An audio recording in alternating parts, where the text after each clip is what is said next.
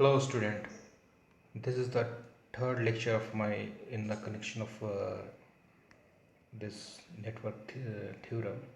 Earlier we have studied the superposition theorem and the Thevenin theorem, in which we have uh, taking some example and statement of the both the theorems, and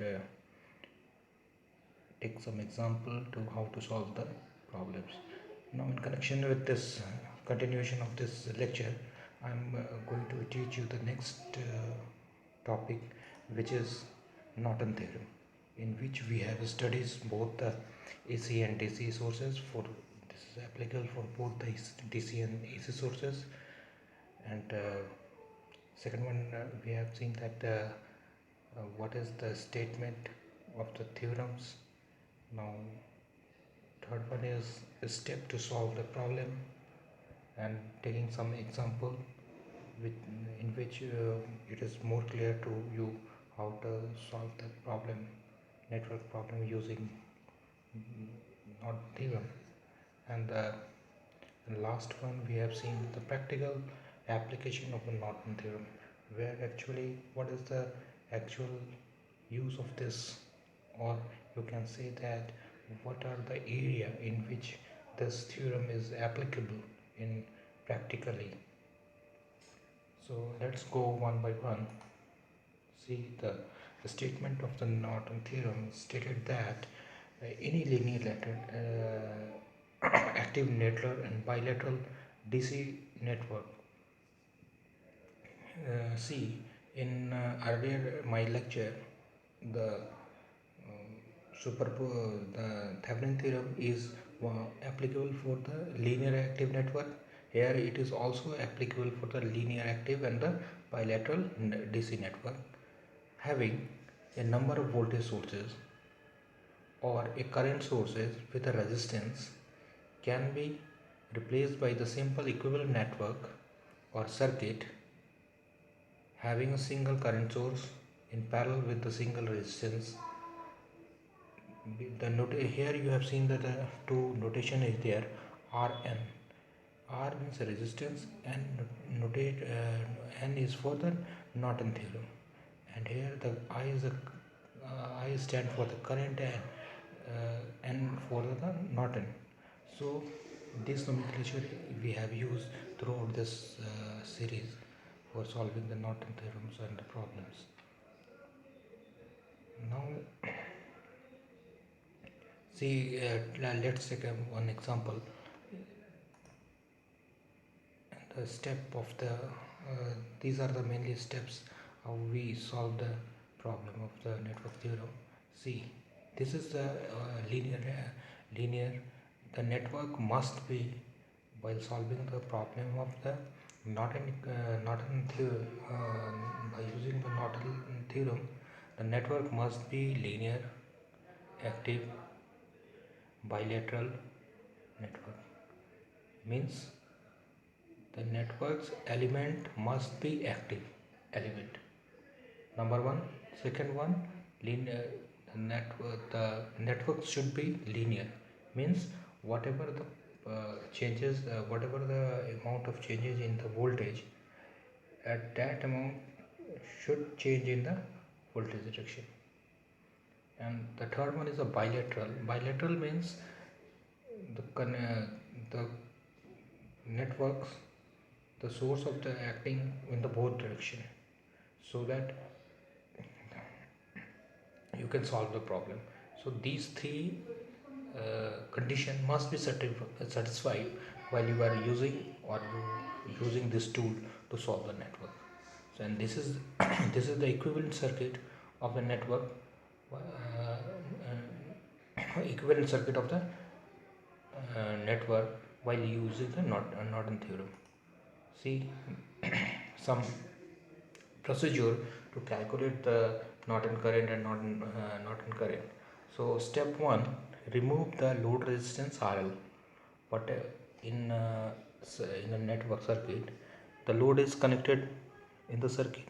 First of all, you have to remove the load resistance and remove the load resistance and short circuit it.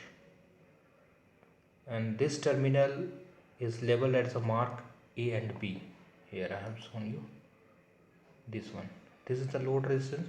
Whatever the network is, that it doesn't matter. What you have to do, you just remove the load, right, and remove the load network, and see here, remove this load, remove the this load and short circuit it, right, and then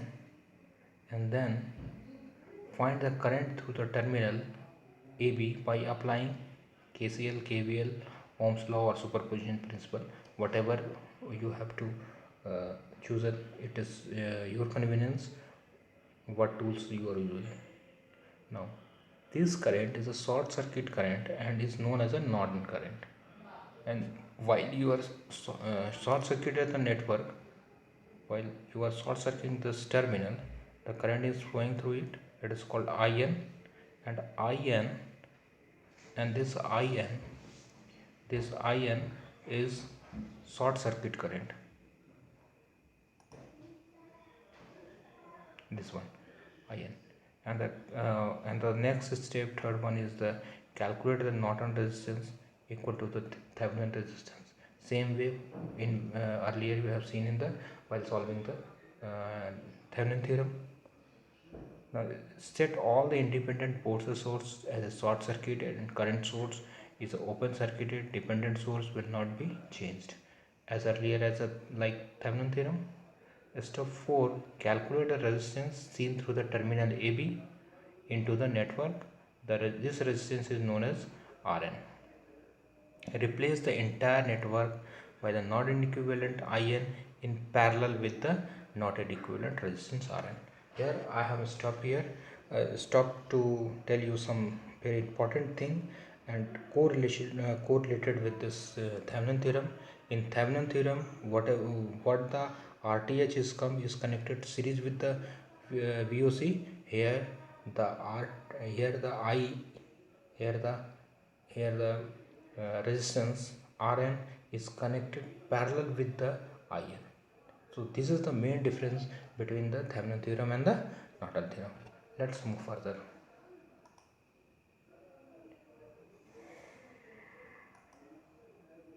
See, take one example, and it is more clear to all of you to understand the Norton theorem and the procedure of the Norton theorem, how to solve the network problem.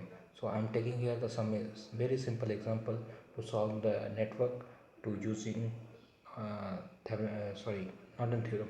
So this is the problem. Find out the current through 3 ohm resistance by the network theorem as shown in the figure.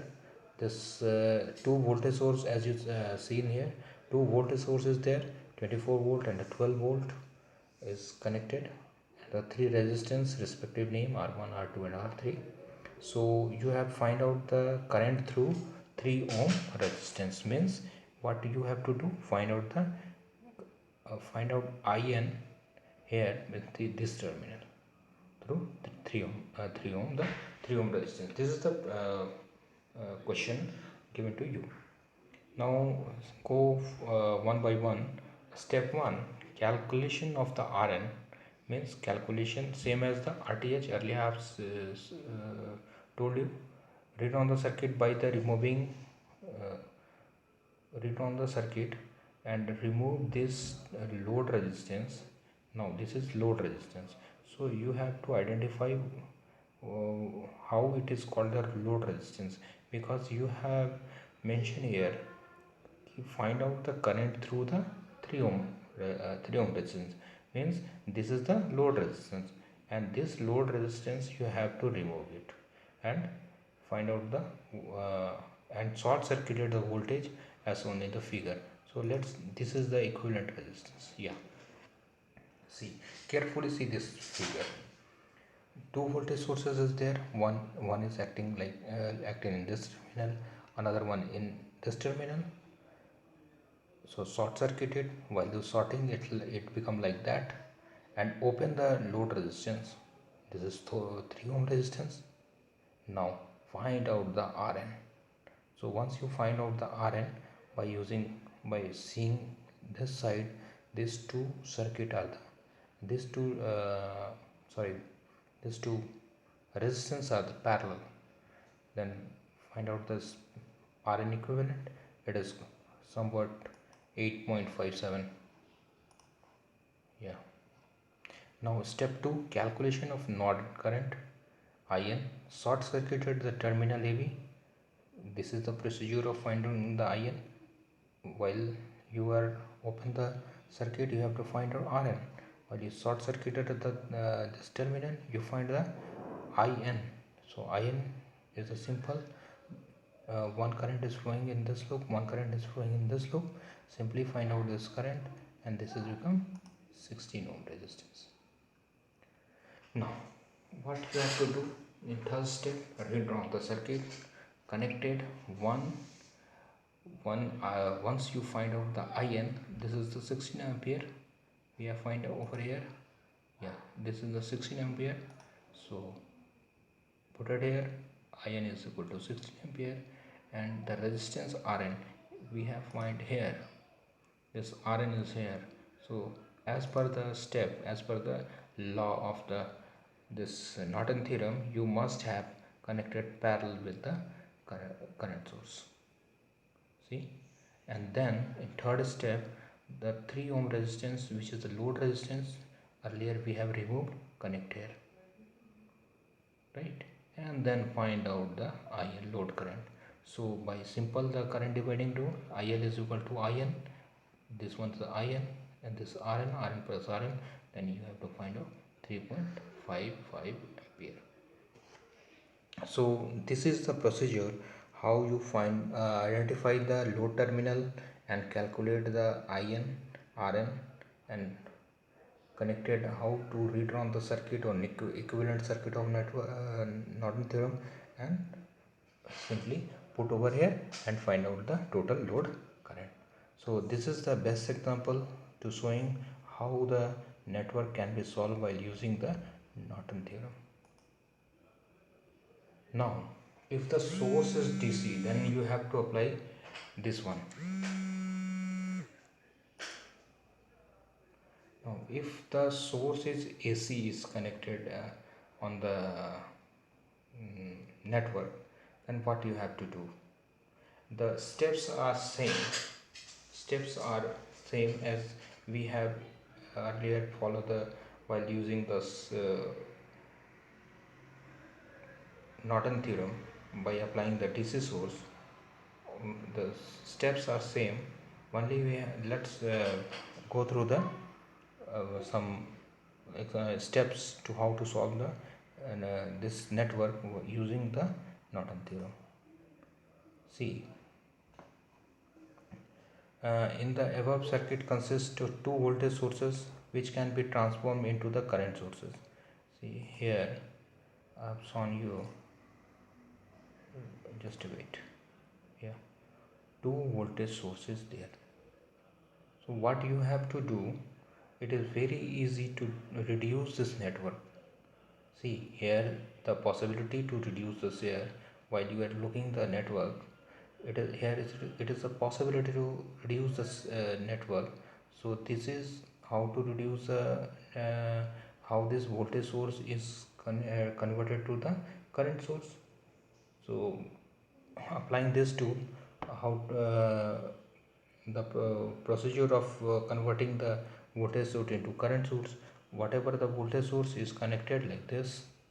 See, you all might have know, yeah, this is the voltage source and the 1 ohm resistance is there, connect over here. This is the current source, 1 voltage there, and this is the one earlier current source already is given here. So it is very convenient to solve this theorem by using this steps. Now in earlier